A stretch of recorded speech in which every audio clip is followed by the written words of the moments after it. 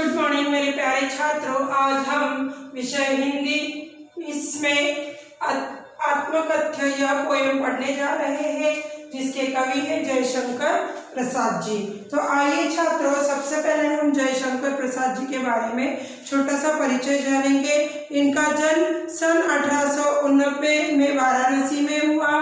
काशी के प्रसिद्ध queen's college में वे पढ़ने गए, परंतु स्थितियां अनुकूल न होने के कारण 8वीं से आगे नहीं पढ़ पाए। देखिए सिर्फ कितना पढ़े वह 8वीं। बाद में घर पर ही संस्कृत, हिंदी, फारसी का अध्ययन किया। छायावादी काव्य प्रवृत्ति के प्रमुख कवियों में से एक थे। इनकी मृत्यु सन 1937 में हुई। काव्य कृतियां हैं इनकी चित्रधारा, कानन, कुसुम, झरना, आंसू, लहर और कामयानी। नाटक अजातशत्रु, चंद्रगुप्त, स्कंदगुप्त, ध्रुव स्वामिनी। उपन्यास कंकाल, तितली, इरावती। कहानी संग्रह आकाशगीत, आंधी, इंद्रजाल। तो छात्रों, यहाँ इस पोयम में हम अब यह पढ़ने जा रहे हैं। तो आइए देखते हैं कि पोयम है क्या। सबसे पहले तो छात्रों यहाँ पे मैं पोयम पढ़ लेती हूँ, फिर आप सुन लीजिए और बाद में हम उसका एक एक दोहों का अर्थ जानेंगे। मधुप गुनगुना कर कह जाता कौन, कहानी अपनी यह मुरझा कर गिरी रही पंक्तियां देखो कितनी आज बनी। इस गंभीर अनंत नीलिमा में असंख्य जीवन इतिहास यह लोग करते ही रहते हैं अपने व्यंग मलिन उपहास। तब भी कहते हो कहा डालू दुर्बलता अपनी बीती, तुम सुनकर सुख पाओगे देखोगे यह गागर रीति। किंतु कहीं ऐसा न हो कि तुम ही खाली करने वाले, अपने को समझो मेरा रस ले अपनी भरने वाली। यह विडंबना आरी सरलते हंसी तेरी उड़ाऊं में, भूले अपनी या प्रवंचना औरों की दिखलाऊं में। उज्जवल गाथा कैसे गाऊं मधुर चांदनी रातों की, अरे खिलखिला कर हंसने वाली उब उन बातों की। मिला कहाँ वह सुख जिसका मैं स्वप्न देखकर जाग गया, आलिंगन में आते आते मुस्किया कर जो भाग गया। जिसके अरुण कपलों की मतवाली सुंदर छाया में, अनुरागिनी उषा लेती थी निज सुहाग मधुमाया में। उसकी स्मृति पाथेय बनी है थके पथिक की पंथा की, सीवन को उधेड़ कर दिखोगे क्या मेरी कंथा की। छोटे से जीवन की कैसे बड़े कथाएं आज कहूँ, क्या यह अच्छा नहीं कि औरों की सुनता मैं मौन रहूं। सुनकर क्या तुम भला करोगे मेरी भोली आत्मकथा, अभी समय भी नहीं थकी सोई है मेरी मौन कथा। तो देखिए छात्रों, यहाँ पे अब हम एक एक कर दोहा पढ़ेंगे। सबसे पहले मैं एक एक लाइन का अर्थ आपको बताऊंगी, पहले दोहों का कुल मिलाकर बताऊंगी और फिर एक एक लाइन का। मधुप गुनगुना कर कह जाता है कौन, कहानी अपनी यह मुरझा कर गिरी रही पंक्तियां देखो कितनी आज घनी। इस गंभीर अनंत नीलिमा में असंख्य जीवन इतिहास यह लोग करते ही रहते हैं अपने व्यंग मलिन उपहास। तब भी कहते हो कह डालू दुर्बलता अपनी बीती, तुम सुनकर सुख पाओगे यह गागर रीति। तो देखिए इस कविता में कवि ने अपनी आत्मकथा न लिखने के कारणों को बताया है। उन्होंने खुद की आत्मकथा नहीं लिखी है, उसके कारण बताए। कवि कहते हैं कि प्रत्येक व्यक्ति का मन रूपी भौरा प्रेम गीत गाता हुआ अपनी कहानी सुना रहा है। प्रत्येक व्यक्ति क्या कर रहा है कि अपनी कहानी सुना रहा है। झरते पत्तियों की ओर इशारा करते हुए कवि कहते हैं कि आज असंख्य पत्तियां मुरझाकर गिर रही है, यानी उनकी जीवन लीला समाप्त हो रही है। किसकी? कवि की जीवन लीला क्या हो रही है? समाप्त हो रही है। यहाँ पर सेकेंड लाइन दी है, मुरझाकर गिरी रही पत्तियां देखो कितनी आज घनी। जो घना पेड़ था उसकी पत्तियां जो है वह आज गिर रही है, यानी उनका जीवन गति उनकी कम होती जा रही है। तीसरी लाइन है, इस गंभीर अनंत नीलिमा में असंख्य जीवन इतिहास यह लोग करते ही रहते हैं अपने व्यंग मलिन उपहास। मतलब इस प्रकार अंतहीन नीले आकाश के नीचे हर पल अनगिनत जीवन का इतिहास बन और बिगड़ रहा है। इस माध्यम से कवि कह रहे हैं कि इस संसार में कुछ चंचल है, कुछ स्थिर नहीं है, सब कुछ चंचल है। यहाँ प्रत्येक व्यक्ति एक दूसरे के मजाक बनाने में लगे हैं। हर किसी को दूसरे में क्या नजर आती है?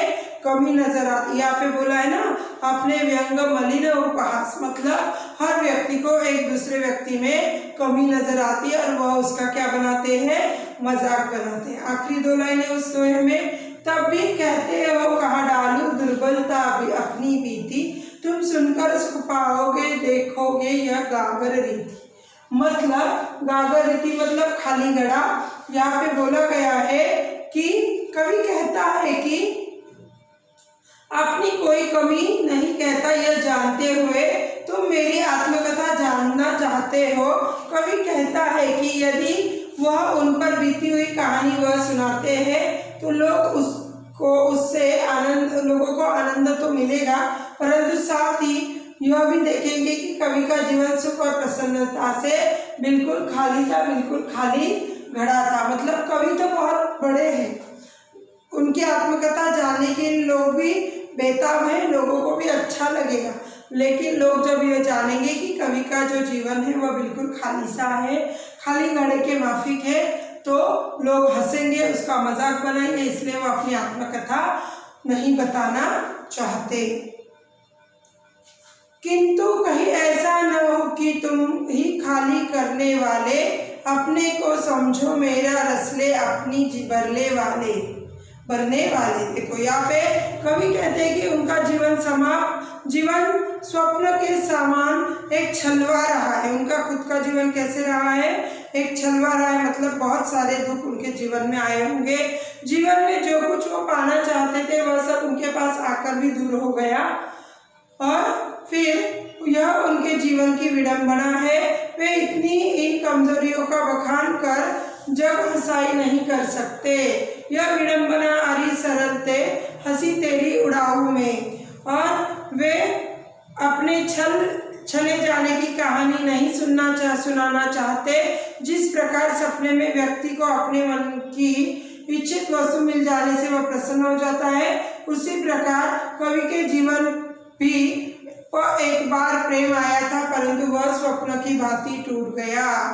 मतलब कवि के जीवन में भी प्रेम आया था, फिर वह कैसा प्रेम था हम नहीं जानते। माता पिता का था, प्रेमिका का था, बच्चों का था, बीवी का था, वह हम नहीं जानते अभी तक, लेकिन प्रेम आया था और वह भी सपनों की भांति टूट गया। भूले अपनी प्रवंचना औरों के दिखलाऊ में, उज्ज्वल गाता कैसे कहूँ मधुर चांदनी की रातों में। अरे खिलखिला कर हंसने वाली उन बातों को मिला कहाँ वह सुख जिसका स्वप्न में देखकर जाग गया।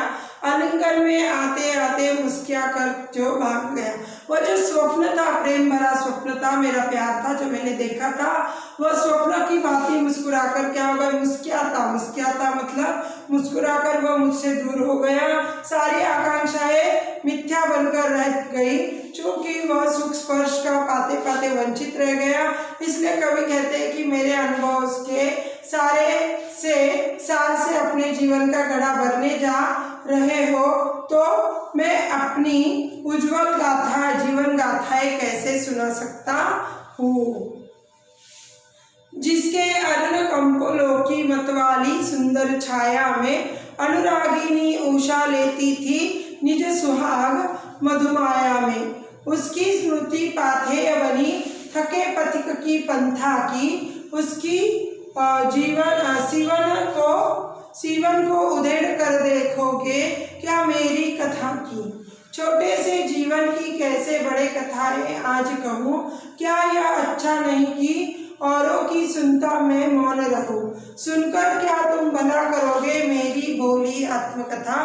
अभी समय नहीं भी नहीं थकी सोई है मेरी मौन व्यथा। देखिए छात्रों, अब तक दो दोहों में हमने क्या देखा है। पहले दो में वो बता रहे कि आप मेरी आत्मकथा सुनकर क्या करोगे, मैं आपको नहीं सुनाना चाहता। मेरा जीवन ऐसा है कि क्या लोग सुनेंगे और बाद में हंसेंगे। लोगों को सुनने में तो आनंद मिलेगा लेकिन बाद में वही खुद मजाक उड़ाएंगे। दूसरे दोहे में कवि बताते हैं कि मुझे मेरे जीवन में प्यार आया था, लेकिन प्यार आया, आलिंगन लगने ही वाला था कि मुस्कुराकर वह भाग गया। ऐसा क्यों हुआ वह नहीं जानते, लेकिन कवि कह रहे हैं कि असंख्य, जो कवि कह रहे हैं कि अपने चले जाने की कहानी वह किसी को नहीं सुनाना चाहते। उन सपनों को वह फिर दोबारा देखना भी नहीं चाहते। अब दो दो लाइन में आखिरी दोहे की सुना रही हूँ। जिसके अरुण कंपलों की मतवाली सुंदर छाया में, अरुण कंपल, अरुण कोपल मतलब लाल गाल, ठीक है। अनुरागिनी उषा लेती थी निज सुहाग मधुपा माया में, अनुरागिनी उषा से प्रेम भरी भोर, स्मृति पाथ्य स्मृति रूपी संबल, पंथा रास्ता और कथा अंतर्मन। तो देखिए यहाँ पे इन पंक्तियों में कवि ने अपने सुंदर सपनों का उल्लेख करते हुए कहा है कि उनके जीवन में कुछ सुखद पल आए थे। अरुण कंपोलों की मतवाली सुंदर छाया में, अनुरागिनी उषा लेती निज सुहाग मधुमाया में, जिसके सहारे वे वर्तमान जीवन बिता रहे थे। उन्होंने प्रेम के अनगिनत सपने संजोए थे मतलब सजाए थे, परंतु वे स्वप्न मात्र रह गए। वास्तविक जीवन में उन्हें कुछ भी न मिल सका। कवि अपने प्रेयसी के सुंदर गालों का वर्णन करते हुए कहते हैं कि मानो भोर अपनी लाली उनकी प्रेयसी के गालों की लाली से प्राप्त करती है, परंतु अब ऐसे रूपसी की छवि अब उनका सहारा बनकर रह गई, क्योंकि वास्तविक जीवन वे क्षण कवि को मिलने से ही छिटक कर दूर चले गए। मिलने से पहले उनकी प्रेमिका के बारे में कहा है उन्होंने कि उनके जीवन में आया था सुख, लेकिन वह मिलने से पहले, भोगने से पहले ही वह सुख दूर चला गया। सेकंड दो लाइन, उसकी स्मृति पाथेय बनी है थके पथिक की पंथा की, सीवन को उधेड़ कर देखोगे क्या मेरी जीवन कंथा की। कंथा यानी अंतर्मन, क्या मेरे अंतर्मन को आप देखोगे। वह कह रहे हैं कि वास्तविक जीवन में वह सुख दूर चला गया, इसलिए कवि कहते हैं कि जीवन की कथा जानकर तुम क्या करोगे। अपने जीवन को छोटा सा समझकर अपनी कहानी नहीं सुनाना चाहते। क्या अच्छा छोटे से जीवन को कैसे बड़े कथाएं आज कहूँ। कैसे कहूँ, मेरा जीवन बिल्कुल छोटा है, मैं आपसे बड़ी कथाएं नहीं कह सकता।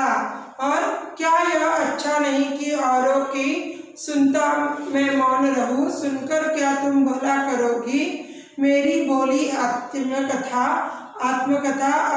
अभी समय भी नहीं थकी सोई है मेरी मौन व्यथा। व्यथा मतलब पीड़ा, दुख। इसमें कवि की सादगी और विनय का स्पष्ट प्रमाण मिलता है। वे दूसरों के जीवन की कथाओं को सुनने और जानने में ही अपनी भलाई समझते हैं। वे कहते हैं कि अभी उनके जीवन की कहानी सुनाने का वक्त नहीं आया है, मेरे अतीतों को मत कुरेदो और मुझे मौन रहने दो। शायद इसीलिए कि उस समय जब कवि होंगे जयशंकर प्रसाद जी, उस समय कुछ लोगों ने, कुछ दोस्तों ने, कुछ रिश्तेदारों ने उन्हें ऐसे सवाल किए होंगे, ऐसा मुझे लगता है। और शायद इसीलिए उन्होंने अपना दुख, अपनी पीड़ा, अपना सुख लोगों के साथ अप्रत्यक्ष रूप में बयां किया है, अपनी कविता से बयां किया है कि आप मत पूछो कि मेरे साथ क्या हुआ। मैं अपना दुख, अपना सुख कुछ भी आपके साथ बांटना नहीं चाहता। मैं, मेरी छोटी जीवन कथा है, उसमें आपको क्या बड़ी बड़ी बातें सुनाऊं। यह सारी बातें जयशंकर प्रसाद जी ने यहाँ कही है छात्रों।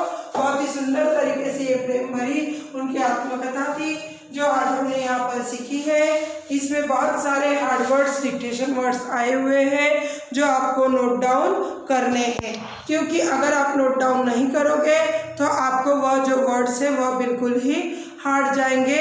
और आप ऐसा मत कीजिए, आपको दोनों भी क्या करने हैं, हार्ड वर्ड्स भी लिखने हैं, साथ ही साथ डिक्टेशन वर्ड्स की काफ़ी प्रैक्टिस करो, जिससे आपको आंसर लिखते वक्त कोई भी समस्या न आए। यदि आपको इसमें किसी भी दोहे की कोई भी समस्या आई है तो आप फीडबैक द्वारा पूछ सकते हैं। धन्यवाद।